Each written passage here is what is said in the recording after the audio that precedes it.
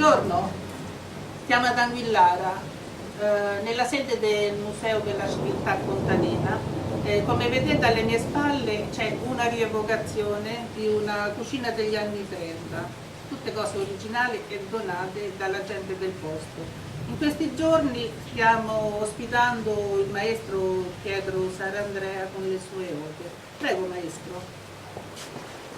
Okay. Buongiorno a tutti, ringrazio ovviamente dell'ospitalità che ho avuto per presentare le opere che ho realizzato ultimamente proprio su Anguillara. Qui nel contesto di questo museo che presenta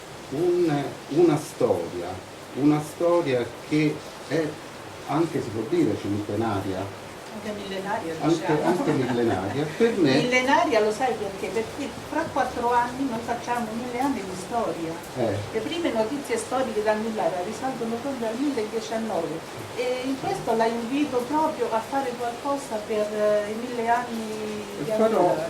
Sicuramente studierò e realizzerò un quadro o un'opera proprio per questa occasione.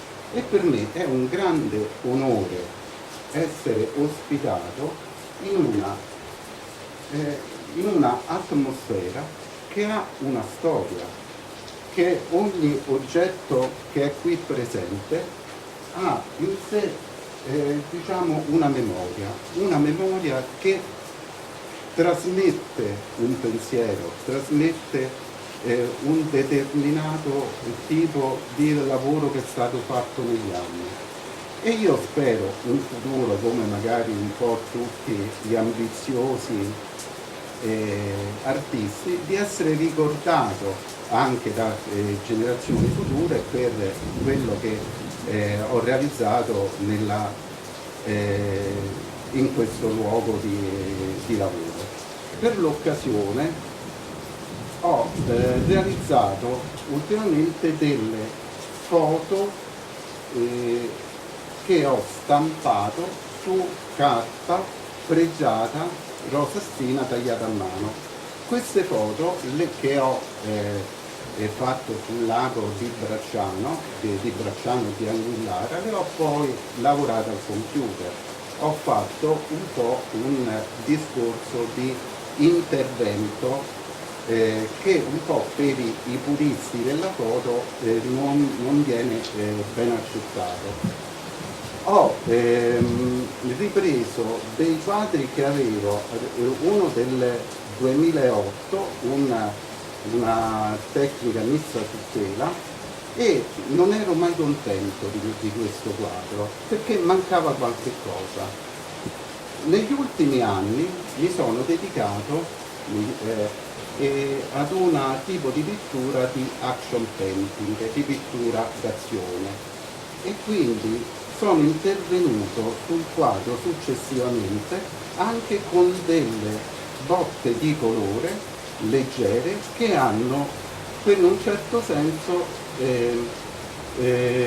racchiusa l'immagine di Anguillara, difatti è datato 2008-2015. Volevo parlare anche un attimo della fotografia.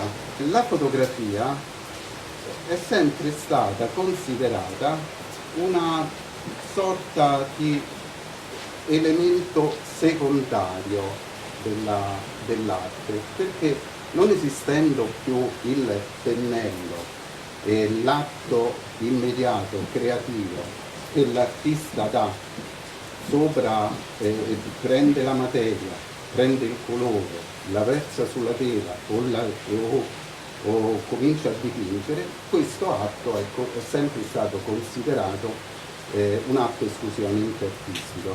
La fotografia è stata sempre considerata diciamo una cosa secondaria. Per me non è così, perché ha dato dei risultati che per me mi sembrano validi. E poi non dimentichiamo che la fotografia è stata determinante per il cambiamento dell'arte.